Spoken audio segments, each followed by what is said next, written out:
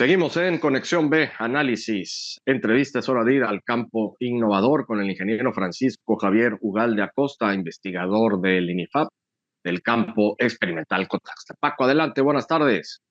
Buenas tardes, Jorge, y a quienes nos acompañan en Conexión B. Esta tarde vamos a platicar sobre el ingeniero Miguel Ángel de Quevedo Subieta y su obra forestal en Veracruz y, bueno, en todo México. Originario de Guadalajara, Jalisco, nació en 1862. Al quedar huérfano de niño, se trasladó a Bayona, Francia, con un familiar, educándose, desde luego, con una cultura extranjera que le permitió moldear su carácter y también ser a lo que se dedicaría el resto de su vida. Donde él estudiaba estaba cerca de las montañas de los Pirineos y del mar Cantábrico. La belleza del lugar generó en él su interés forestal. En 1883 ingresó a la Universidad de Burdeos, donde recibió el grado de bachiller en ciencias en la construcción de puentes y calzadas, y posteriormente cursó otra carrera afín al área forestal en la Escuela Politécnica. En 1988 regresó a México, especializado en agricultura hidráulica, y de inmediato fue contratado por el gobierno de Porfirio Díaz para intervenir en la construcción del gran canal de desagüe del Valle de México para evitar inundaciones precisamente en este sitio. Estuvo trabajando hasta 1889 en esta obra que todavía está en funciones para evitar inundaciones.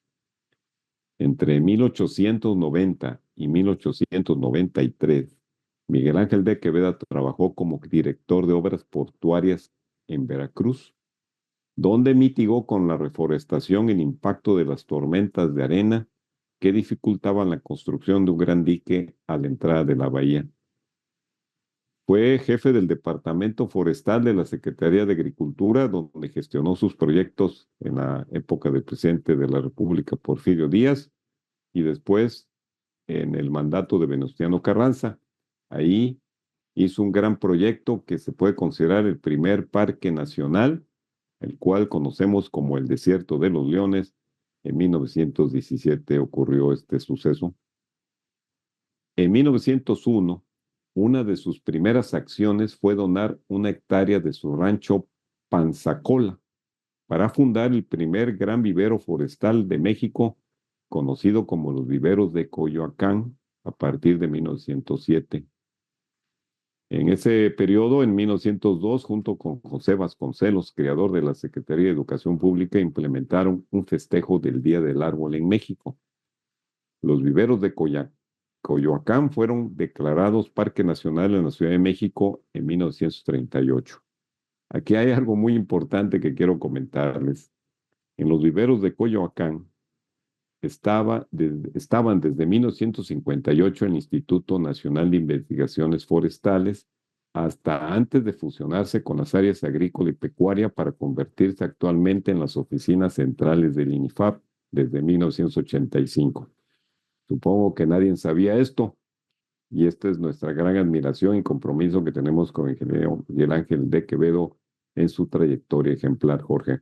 Oye, Paco, qué interesante. Fíjate lo que son las cosas y bueno, esto generalmente lo platicamos con Miguel Salvador Rodríguez Azueta, precisamente los viernes en Veracruz en la Cultura, las nomenclaturas de las calles y en este caso en la Ciudad de México, pues la avenida principal en esta zona de la capital de la República, en la CDMX, Miguel Ángel de Quevedo, ahí en Coyoacán, ¿no? Y bueno, este personaje, también me llama mucho la atención lo que comentas, que estuvo aquí al frente de los puertos. Y en este sentido, Paco, pues me imagino que él fue el artífice de haber plantado toda la pinera en la zona norte, precisamente para contener el arenal que traían los vientos del norte de todas las dunas de San Isidro y del norte del estado, me imagino, Paco. Sí, de hecho ahorita voy a comentar, eso ocurrió en diferentes épocas, se anduvo moviendo por todo el país y bueno, lo que sí puedo decir es que como que era alguien que tenía cierta predilección por cuidar el ambiente, pero con un enfoque muy claro hacia dónde dirigía cada uno de sus proyectos. Y bueno, con esta historia de Miguel Ángel de Quevedo, Pues se acordarán ustedes que en el siglo XIX el símbolo del progreso de nuestro país fue la comunicación a través del ferrocarril y el sector industrial, que fue pues de alguna manera apoyado por el porfiriato. Este desarrollo altamente vinculado al desarrollo del ferrocarril también generó explotación de los bosques, porque bueno, había que utilizar árboles para hacer durmientes, para hacer puentes, para hacer las estaciones, y él se dio cuenta que estos estragos estaban provocándose daños en el bosque y la selva, lo que motivó en 1921 a fundar la Sociedad Forestal Mexicana para establecer estrategias de reforestación y acciones ambientales. Un ejemplo fue que empezó a establecer pues reductos de bosque y selva alrededor de las estaciones ferroviarias del país.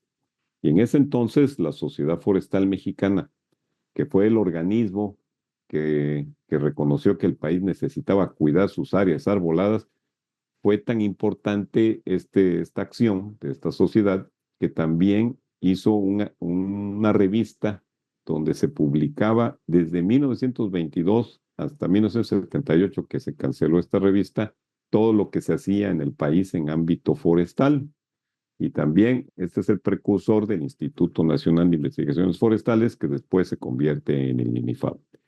En 1923, durante una conferencia en el puerto de Veracruz, declaró que las sociedades modernas deberían promover la conservación forestal, elemento primordial de la vida. Sostenía que la decadencia de las grandes civilizaciones antiguas como Grecia y Egipto había ocasionado derivado de la pérdida de tierras forestales y de la desertificación de las tierras agrícolas.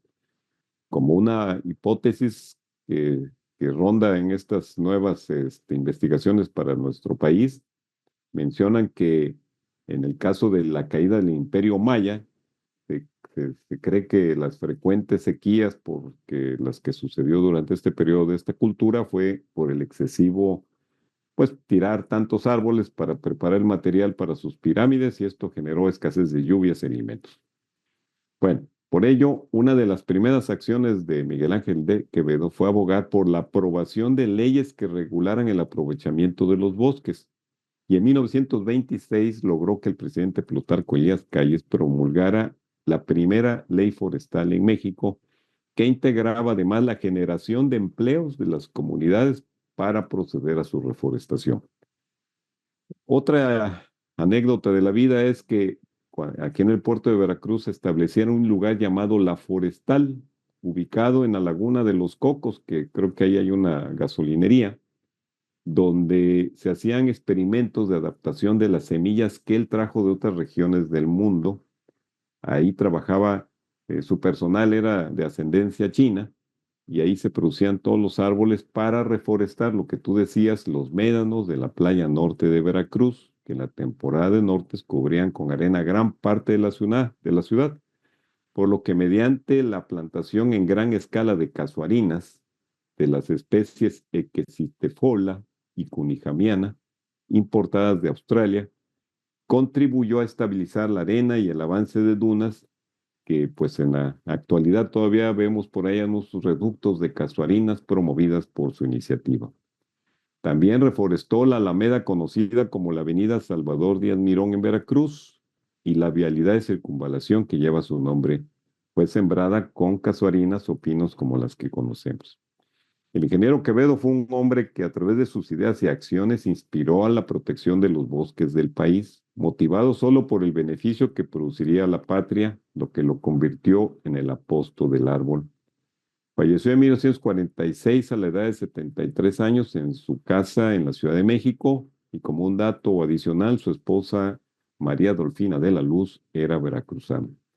Espero que esta historia motive a quienes nos escuchan a sembrar y cuidar a los árboles, aunque sean ajenos, Jorge. Sí, claro que sí, Paco, qué buen dato nos traes hoy, qué buena historia.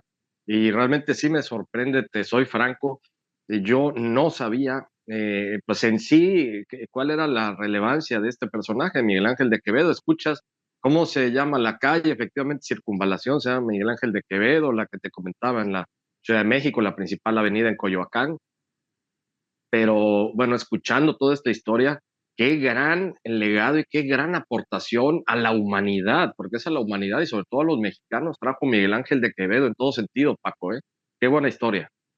Gracias, Jorge. Y bueno, pues Miguel Ángel de Quevedo también para nosotros es pues un motivo de admiración y pues le debemos que estemos en su casa, que fue la primera acción que hizo dentro de sus propios terrenos y fue el primer ecologista y mitigador del cambio climático. Así es la historia de esta tarde y bueno, pues me adelanto para mandarles una gran felicitación a las mamis en su día, que siempre considero que estamos conectados para siempre. Buenas agrotardes.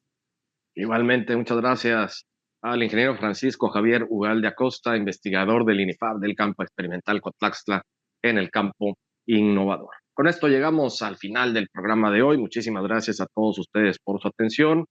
Nos vamos al fin de semana de Día de las Madres. Me uno a la felicitación del ingeniero Francisco Javier Ugalde. A todas las mamás les deseamos lo mejor, a pasarla muy bien. Mañana es sábado, a disfrutarlo, a gozarlo con la familia y vamos a estar el próximo lunes aquí en Conexión B Análisis, entrevista en punto de las 5 de la tarde. Páselo muy bien.